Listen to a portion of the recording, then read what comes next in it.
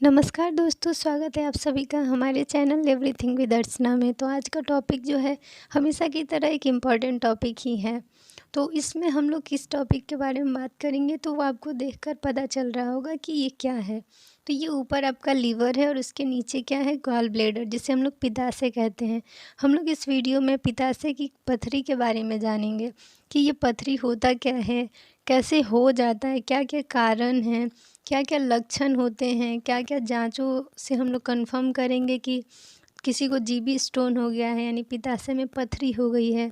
क्या क्या कॉम्प्लिकेशंस हो सकते हैं, कितनी तरह के ट्रीटमेंट है, क्या कैसे सर्जरी होती हैं, सर्जरी के बाद कितना रिकवरी टाइम लगता है, वो सब एक एक करके हम लोग और भी बहुत सारी बातों को जानेंगे और डिस्कशन करेंगे।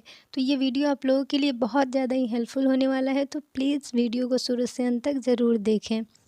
तो सबसे पहले हम लोग जानते हैं कि सबके दिमाग में एक कन्फ्यूज़न रहता है कि अगर हम लोग जो फास्टिंग करते हैं, जो व्रत रखते हैं, यानी उपवास जिसे कह सकते हैं, व्रत कह सकते हैं, भूखते हैं, तो उससे क्या गॉल स्टोन बन सकता है, यानी पित्ताशय की पथरी हो सकती है।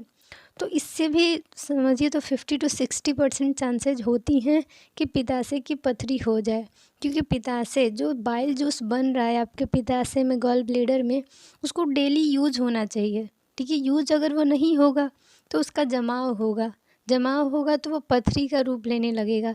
अगर आप ज़्यादा फास्टिंग करते हैं, भूखे रहते हैं, खाना नहीं खाते हैं, तो पित्ताशय की पथरी बनने की चांसेज होती हैं। ठीक है, तो चलिए हम लोग अब स्टेप बाय स्टेप आगे बढ़ते हैं। तो पहले इंट्रो देखते हैं, यानी कि गॉल स्टोन क्या होता है। तो गॉल स्टोन क्या है, एक तरह का बाइल मटेरियल होता है। और ये क्या है, तो गॉल ब्लैडर हम लोग जैसा जानते हैं कि उसमें क्या होता है, बाइल जूस स्टोर होता है। तो जो गॉल स्टोन है उन्हीं बाइल मटेरियल्स का क्या होता है, हार्ड डिपोजिशन होता है, कलेक्शन होता है, यानी कि वही एकदम कठोर होते जाएगा, जमते जाएगा, तो क्या होगा कि गॉल स्टोन का फॉर्म ले लेगा। और गॉल ब्लैडर में जो पथरी होती है, यानी कि पित्ताशय में जो स्टोन होगा, उसे हम लोग कोलेलिथियासिस कहेंगे। और हम लोग जो ये बाइल जूस यानी पीत जूस के बारे में सुने होंगे, तो उसमें क्या क्या होता है, उसके कंपोनेंट क्या क्या हैं। तो उसमें कोलेस्ट्रॉल होता है, बिलीरुबिन होता है, लेसिथिन होता है और बाइल सॉल्ट होते हैं। ठीक है, गॉल स्टोन जो है मेनली क्यों होता है, किस कारण से, तो वो मेनली या तो कोलेस्ट्रॉल से होगा या फिर बिलीरुबिन के बढ़ने से होगा, यानी उन्हीं सब के डिपोजिशन के कारण आपका गॉल स्टोन हो सकता है। एक और बात यह है कि अगर आपको ये हिंदी इंग्लिश मिक्स जो पीडीएफ है, अगर इससे कंफर्टेबल लग रहा है, पढ़ने में समझ में आ रहा है, तो प्लीज़ कमेंट सेक्शन में कमेंट करें। इसी तरह से मैं सारे पीडीएफ को तैयार करूँगी। ठीक है, नहीं तो पूरा इंग्लिश, नहीं तो पूरा हिंदी, जैसा पीडीएफ आप लोग को चाहिए। आपको इस इमेज में दिख रहा होगा कि किस तरह से इसमें ये जो आपका ग्रीन कलर का यहाँ पे थैलीनुमा स्ट्रक्चर दिख रहा है, उसमें कितने छोटे छोटे स्टोन की तरह स्ट्रक्चर बन गए हैं। तो ये हमारे पित्ताशय की पथरी है, यानी जिसे कि जीबी स्टोन कहते हैं। इसके भी कुछ टाइप्स होते हैं, यानी जो गॉल स्टोन होता है वो भी बहुत तरह के होते हैं, जिसमें मेन दो टाइप हैं। एक होता है कोलेस्ट्रॉल स्टोन और दूसरा होता है पिगमेंट स्टोन्स। तो कोलेस्ट्रॉल स्टोन जो है वो मेनली क्यों होता है, तो ये होता है कि अगर आप कभी बहुत ही ज़्यादा फास्टिंग कर रहे हैं, व्रत रख रहे हैं, तो इस कंडीशन में क्या होता है कि बाइल जूस जो बन रहा है उसका यूज़ नहीं होता है, तो उस कंडीशन में आपका ये कोलेस्ट्रॉल स्टोन हो जाएगा। और ये दिखने में येलो ग्रीन कलर का होता है, यानी कि हल्का पीला होगा और ग्रीनिश कलर का, यानी हरा और पीला इस तरह का इसका जो होगा कलर होगा। अब हम लोग देखते हैं कि पिगमेंट स्टोन्स कैसे होते हैं। तो पिगमेंट स्टोन मेनली बिलीरुबिन के कारण होते हैं, यानी कि जब बाइल जूस में, जैसा कि हमने जाना कि बिलीरुबिन होता है, कोलेस्ट्रॉल होता है, लेसिथिन और बाइल सॉल्ट होते हैं। तो बिलीरुबिन जब बहुत ज़्यादा ही बढ़ जाएगा तो बिलीरुबिन का जमाव होने लगेगा, तो उसके कारण पिगमेंट स्टोन होते हैं, जो कि कैसे कलर का होगा, या तो डार्क ब्राउन कलर का होगा या फिर ब्लैक कलर का होगा। ठीक है, और भी बहुत तरह के स्टोन्स होते हैं, जिसमें आपका है mixed stones with calcium content. जैसे कि हमने किडनी स्टोन में पढ़ा था कि कैल्शियम ऑक्जेलेट के कारण भी एक पथरी होती है किडनी स्टोन। ठीक है, वैसे ही इसमें भी कैल्शियम कंटेंट के कारण स्टोन हो जाएगा। मिक्स्ड स्टोन में क्या होता है कि ये हरा भी होगा, काला भी होगा, पीला भी होगा, भूरा भी होगा, यानी मिक्स्ड कलर का होगा। यानी इसमें बाइल जूस के जमाव से भी हो जाएगा, बिलीरुबिन के कारण भी हो जाएगा। तो ये सब मेनली मिलकर एक स्टोन बना देंगे जो कि हमारे गॉल ब्लैडर में होगा। तो मेनली स्टोन का होना कोई दिक्कत नहीं करता है ज़्यादा। लेकिन जब वो ब्लॉकेज करने लगे, ऑब्स्ट्रक्शन करने लगे, बाधा उत्पन्न करने लगे हमारे बॉडी के काम में, यानी कि देखिए सिस्टिक डक्ट में जो बाइल डक्ट है वहाँ जाके वो ब्लॉकेज कर दे, तब दिक्कत होगा। अब मेनली अगर वो जीबी में है तो उससे ज़्यादा दिक्कत नहीं होता है, लेकिन जब वो ब्लॉकेज करने लगे तो सारे कामों में दिक्कत होगा, दर्द होगा, वहाँ बहुत ज़्यादा प्रेशर पड़ेगा, इन्फ्लामेशन होने लगेंगे अदर ऑर्गन्स में, उस ऑर्गन में, तो बहुत ही कॉम्प्लिकेशंस हो सकते हैं। तो मेनली अब हम लोग देखेंगे कि बाइल स्टोन यानी कि जीबी स्टोन होने का कारण क्या होता है। तो जीबी स्टोन होने का कारण पहला है कि कोलेस्ट्रॉल बढ़ जाना हमारे खून में, हमारे ब्लड में।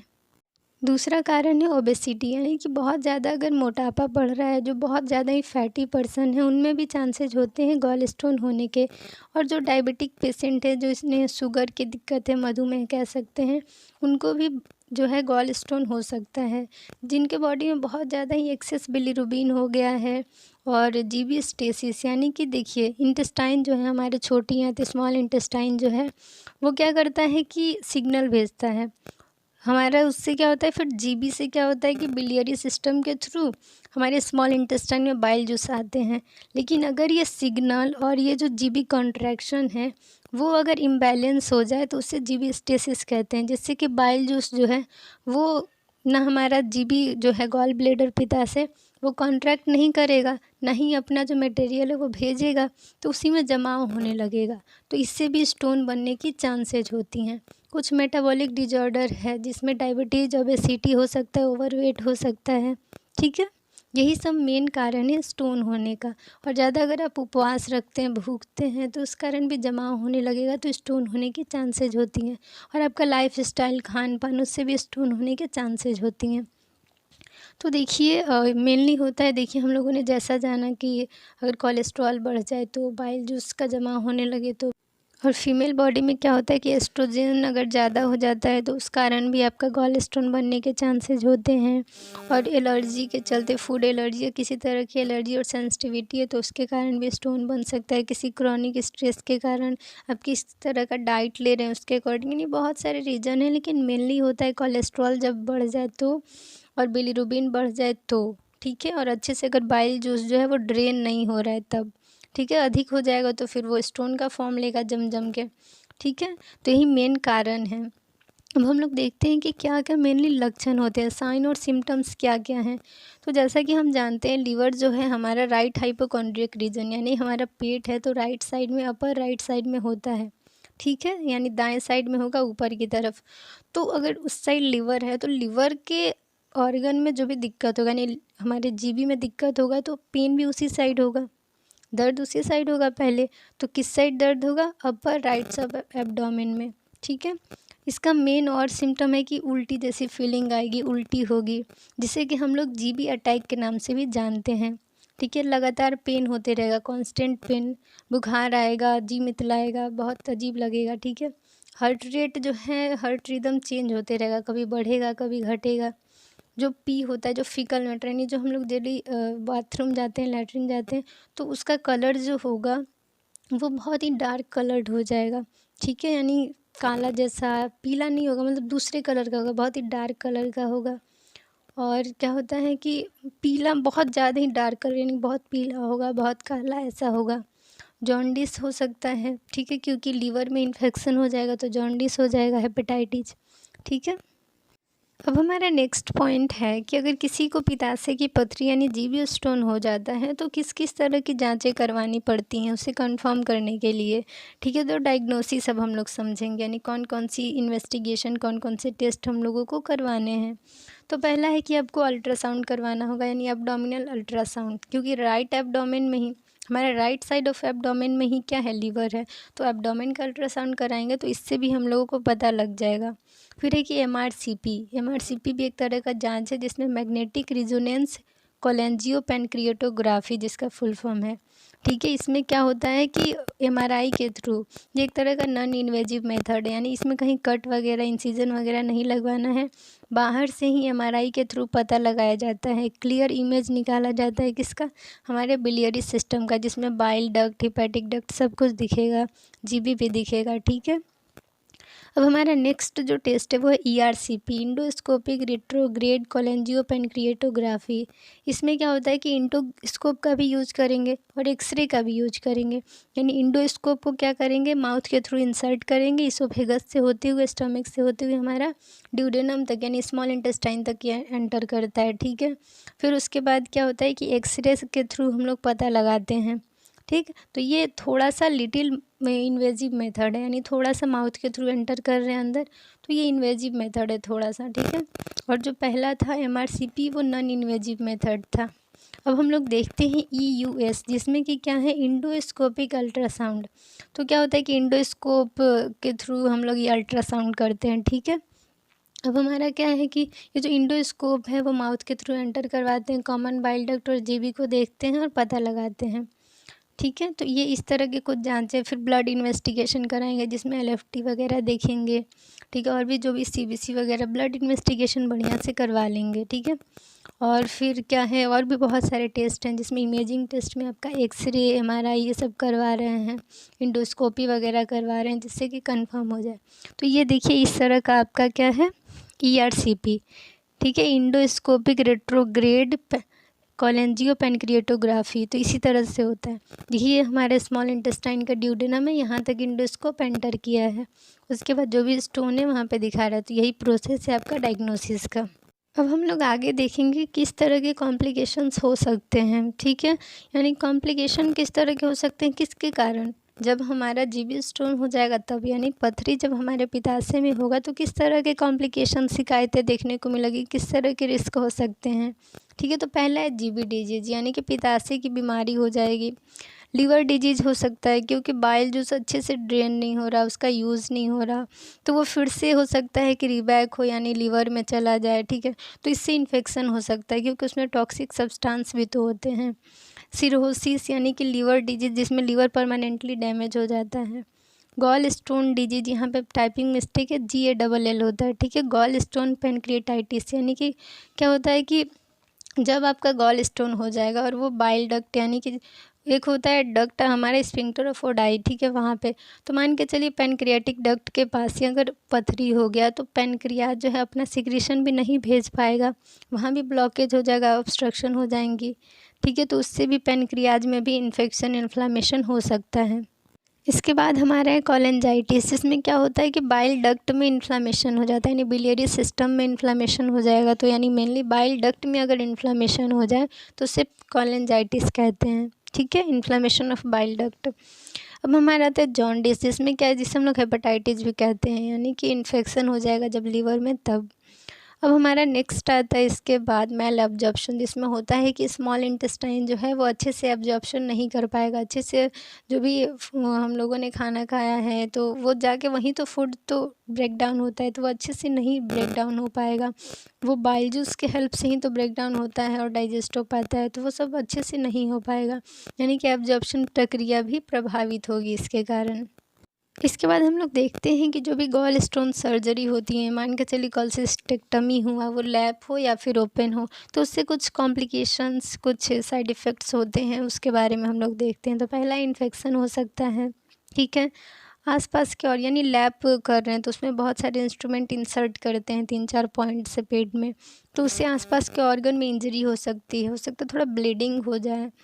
वहाँ पे क्या होता है कि न्यूमोपेरिटोनियम क्रिएट किया जाता है लैप कोलसिस्टेक्टमी में, यानी लेप्रोस्कोपी। तो इसमें क्या होता है कि दूरबीन के थ्रू किया जाएगा, तो इसमें पहले गैस, यानी कि पेट को फुलाया जाता है, जिसमें कि CO2 गैस फिल किया जाता है। ठीक है, यानी कार्बन डाइऑक्साइड को फिल करेंगे तो एक जो है न्यूमोपेरिटोनियम क्रिएट होता है, नहीं तो पेट फूल जाता है तो उसमें गैस रहता है, तो इसके कारण बाद में भी एब्डोमिनल गैस की या गैस से होने वाली दर्द की दिक्कतें देखने को मिलती हैं पेशेंट में। तो यही कुछ कॉम्प्लिकेशंस हैं गॉल स्टोन सर्जरी के। इसके बाद हम लोग देखते हैं, थोड़ा सा ध्यान देते हैं प्रिवेंशन पे, यानी कैसे हम लोग बचाव कर सकते हैं। तो बचाव में क्या है कि आप जो भी फास्ट फूड खाते हैं, बहुत ही भुना तला स्पाइसी खाना खाते हैं, तो उसको अवॉइड करिए। ठीक है, उसे एकदम नहीं खाइए। कभी कभार हो गया, लेकिन डेली खा रहे हैं तो उससे बहुत सारी बीमारियां हो सकती हैं। अब है कि जो भी रेड मीट खाते हैं, यानी एकदम कच्चा कच्चा जो भी आप खाएं, मुर्गा हो गया, मीट हो गया, जो भी होता है तो वो सब अगर आप खा रहे हैं रेड मीट तो उससे अवॉइड करिए। उसके जगह पे फ़िश खाइए, मछली खाइए जिसमें ओमेगा 3 फैटी एसिड होता है जो कि गुड फैट होता है। और जो भी रेड मीट होता है उसमें बैड फैट होता है, तो वो बहुत ज़्यादा ही बैड कोलेस्ट्रॉल हमारे बॉडी को हार्म करता है, हार्ट डिजीज़ कर सकता है, हृदय की बीमारियाँ हो सकती हैं। ठीक है, ज़्यादातर आप फाइबर वाले फ्रूट्स वेजिटेबल्स खाइए, सब्जियां खाइए हरा, और फिर फल खाइए एकदम ताज़े ताज़े, अनाज खाइए, रोटी ज़्यादा खाइए, चावल वगैरह खाइए, बाजरे की रोटी, मक्के की रोटी, कुछ भी खाइए, अनाज खाइए। ठीक है, और फिर आप जो है वेट धीरे धीरे लूज करिए, यानी कि एक ही बार बहुत वेट लूज करने का दिमाग में आया और आप बहुत ज़्यादा ही अपने डाइट में छेड़छाड़ कर रहे हैं, तो अपना वेट अगर ज़्यादा है तो कम करिए, बैलेंस कर लीजिए। ठीक है, तो यही कुछ बैलेंस के तरीके हैं। ज़्यादा अगर आप उपवास वगैरह व्रत वगैरह करते हैं तो उसे भी अवॉइड करिए और बैलेंस करके करिए अपने डाइट में। ठीक है, हर चीज़ का एक तरीका होता है, तो आप बैलेंस करिए। अगर फास्ट भी कर रहे हैं तो फ्रूट्स वगैरह खाते रहिए, पानी पीते रहिए ज़्यादा, तो बैलेंस हो जाएगा। ठीक है, जूस वगैरह पीजिए। अब हम लोग एक क्वेश्चन के ऊपर ध्यान देंगे जो कि ये है कि बहुत लोगों के दिमाग में होता होगा कि हमारा तो पित्ताशय निकल गया, हमारे बॉडी में गॉल ब्लैडर है ही नहीं, तो अब क्या होगा, इससे हमारे बॉडी पे क्या इफ़ेक्ट पड़ेगा। तो क्या होता है कि जब सर्जरी होता है तो सर्जन यानी जो डॉक्टर्स होते हैं वो क्या करते हैं कि जो भी हमारे बाइल डक्ट होते हैं उसे डायरेक्ट कर देते हैं हमारे छोटी आंत में, स्मॉल इंटेस्टाइन में। तो इस तरह से जो भी लीवर का सिक्रीशन होता है, बाइल जूस होता है, वो डायरेक्टली स्मॉल इंटेस्टाइन में चला जाता है, तो इससे ज़्यादा हमारे बॉडी पे इफ़ेक्ट नहीं पड़ता है। तो परेशान होने की ज़रूरत नहीं है, ये बहुत ही एक तरह से अच्छा तरीका है कि ज़्यादा हमारे बॉडी को हार्म भी नहीं होगा और इसका सक्सेसफुलनेस भी बहुत ज़्यादा, यानी सफल तरीका है ये। देखिए, एकदम सक्सेसफुल प्रोसीजर है। अब हम लोग देखते हैं कि गॉल स्टोन सर्जरी होती है तो उसका रिकवरी टाइम क्या है, यानी कितने दिन में हम लोग ठीक हो जाएंगे, नॉर्मल लाइफ स्टाइल जीने लगेंगे। तो अगर दूरबीन से होता है, यानी लैप कॉली हो रहा है, जिसे हम लोग लैप्रोस्कोपिक कोलसिस्टेक्टोमी भी कह सकते हैं। ठीक है, शॉर्ट नेम है लैप कॉली। ये क्या होता है कि आप जो है 24 घंटे हो गए, उसके बाद आप घर जा सकते हैं और लगभग 2 से 3 सप्ताह में आप एकदम नॉर्मल हो जाएंगे। अपना काम, खाना पीना, काम करना, कुछ भी कर सकते हैं, ऑफिस वगैरह जा सकते हैं, सारे काम को कर सकते हैं। लेकिन आपका वही अगर ओपन सर्जरी हुआ है, यानी बड़ा इंसिजन, टाँके लगाए गए हैं, बड़ा कट लगा के फिर सर्जरी किया गया, फिर बड़े बड़े टाँके हैं, तो आपको जो है 3 से 5 दिन हॉस्पिटल में स्टे करना पड़ेगा, रुकना पड़ेगा। उसके बाद घर चले जाएंगे आप, उसके बाद भी आपको लगभग 1 से 1.5 महीने, 2 महीने आपको रेस्ट करना पड़ेगा, यानी उतना हार्ड काम आपको नहीं करना है, हल्का-फुल्का काम आप कर सकते हैं। ठीक है, चलना फिरना ये सब आप कर सकते हैं। ठीक, तो इसी तरह से ये जो वीडियो है आई होप आप लोग के लिए अच्छी होगी, हेल्पफुल होगी। तो इसमें जितने भी मेन टॉपिक्स थे, इंट्रो वगैरह, टाइप वगैरह, क्या क्या कारण हैं, क्या लक्षण होते हैं, क्या ट्रीटमेंट है, किस तरह की जांचें होती हैं, किस तरह के कॉम्प्लिकेशंस, रिस्क और साइड इफ़ेक्ट्स हो सकते हैं, कितना रिकवरी टाइम है, किस तरह से बचाव कर सकते हैं, प्रिवेंशन, उन सभी टॉपिक्स को डिस्कसन किया हमने। अगर और भी आपको जानना है अधिक इसके बारे में तो प्लीज़ कमेंट सेक्शन में कमेंट करिए। और अगर ये वीडियो आप लोगों के लिए हेल्पफुल होगी तो प्लीज़ मेरे वीडियो को लाइक करिए, और चैनल को अभी तक सब्सक्राइब नहीं किया तो प्लीज़ सब्सक्राइब कर दीजिए, बेल आइकन को प्रेस कर दीजिए। And thank you for watching my video. Bye bye, मिलते हैं कल एक नए कंटेंट के साथ, नए वीडियो के साथ। Thank you, bye bye.